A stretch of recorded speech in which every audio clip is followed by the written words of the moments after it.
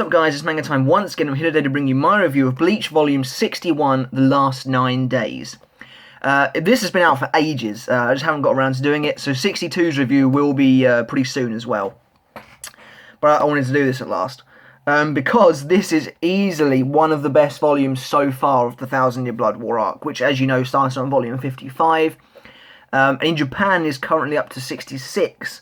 Although over here, 63 is very close to coming out, if not out already, I'm not sure. I live in the United Kingdom. Someone let me know if volume 63 is already out. But yeah, as you can see, this has Old Man Zangetsu on the front, doing his traditional upside down pose. He's also on volume 8, which I'm not going to get out.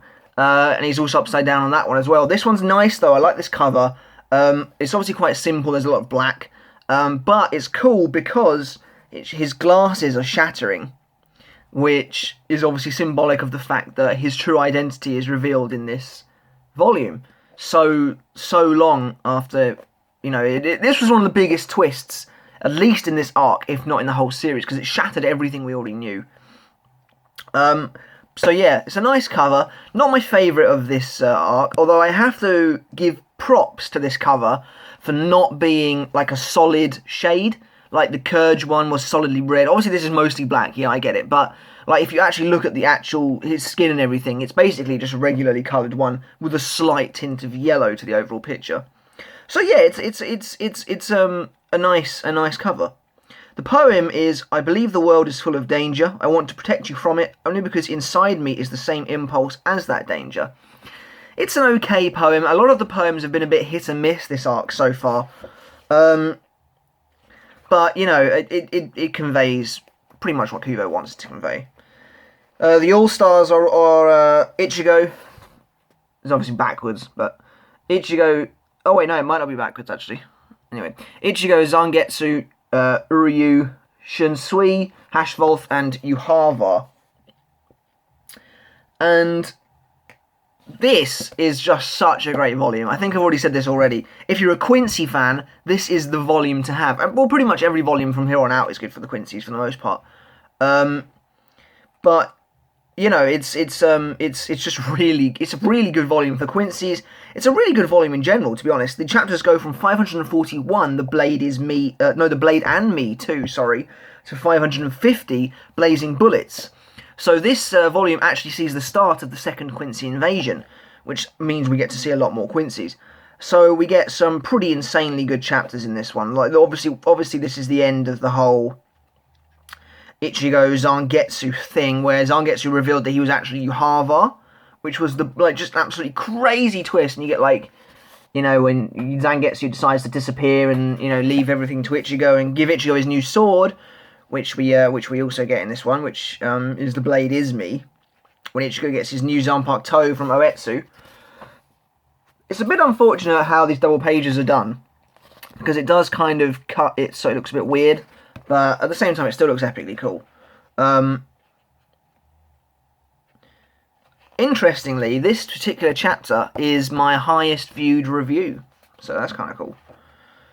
So that's The Blade is Me, and I remember seeing this at the end of The Blade is Me, getting to see the Sternritter, and I remember thinking to myself, chapter 543 is going to be absolutely awesome, because I was a huge Vandenreich fan, I still am, and we hadn't seen the Vandenreich, we hadn't seen the Sternritter at this point since the end of the invasion at the beginning of the arc, which ended on 514.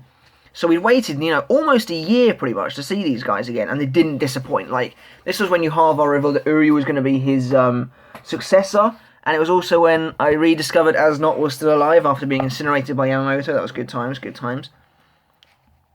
But, you know, just the artwork is absolutely phenomenal, pretty much throughout this whole volume. Like, the emotions in some of these faces is just insane. Like, this one at the beginning, when Ichigo is like having a hard time believing Zangetsu has actually lied to him.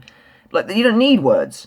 You know, like that, it's Kubo's mastery at facial expressions is just pretty much unrivaled, I think, as far as mangaka go. And like, you've got this one as well, when Ichigo decides to pretty much be at peace, the whole thing. content-wise, like I said, this volume is pretty much flawless. I mean, because it covers the Ichigo debate with Zangetsu, which didn't last as long as I'd have liked it to have lasted. But yeah, it covers all that.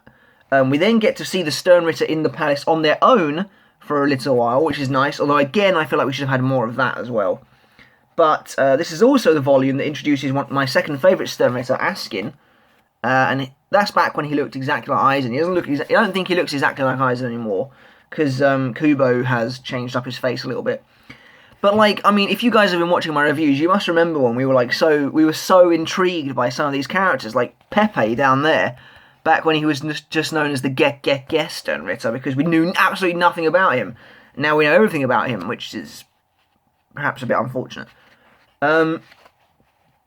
But yeah, like, it's just crazy good seeing all this stuff. Seeing the Femritters for the first time.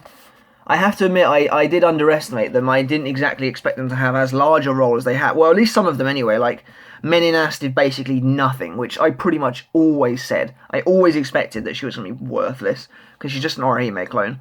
Candice as well didn't do much. I mean, to be honest, Lil Toto hasn't done much, but she's managed to...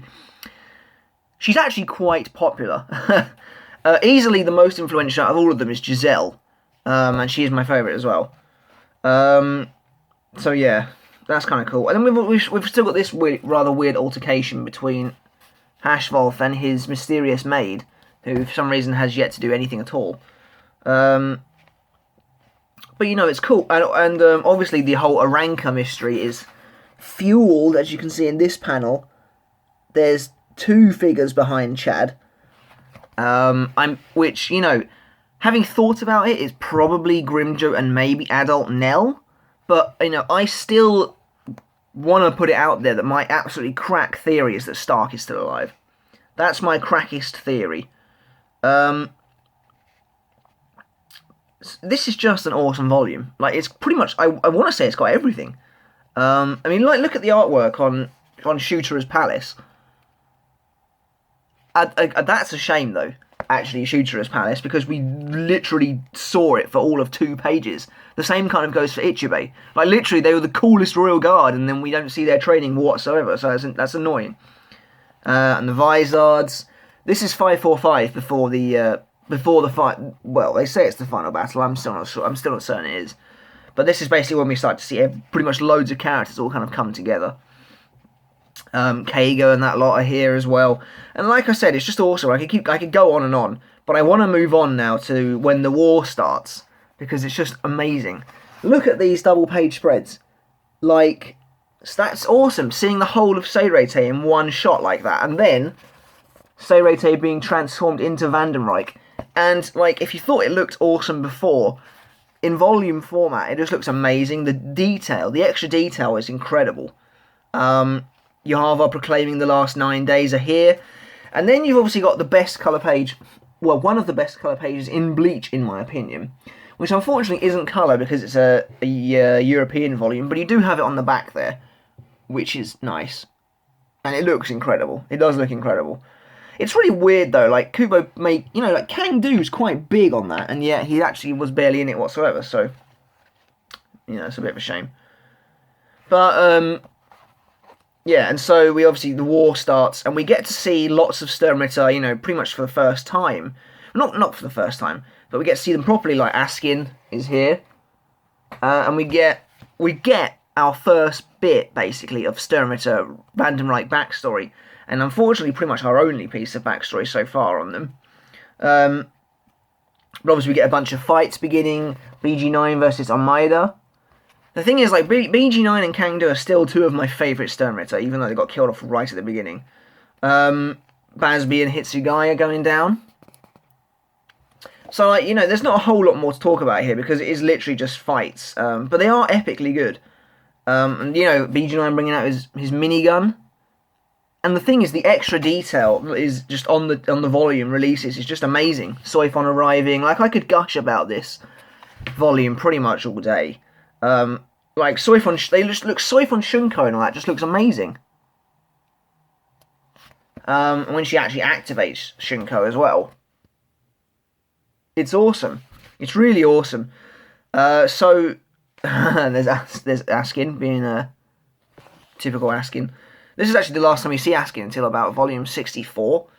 And obviously he's still alive as well, so he's actually going to be one of the longest lasting Seireitei, even though he was introduced relatively late into the story. The volume ends with Bazby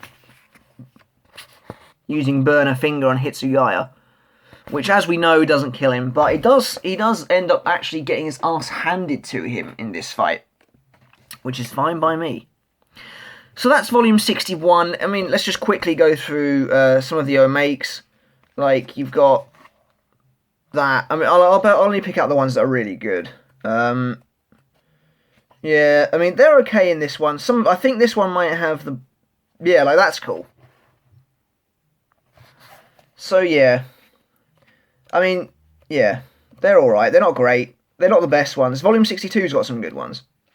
But that's it for this volume review, guys. I'm going to give volume 61 a 10 out of 10 because it's just an awesome volume. If you're a Quincy fan, pick it up. Let me know in the comments below, guys, have you got 61 and what do you think of it? And I will be back soon for a 62 review and a review of the chapter tomorrow, which should be epic. So until next time, guys, see you later.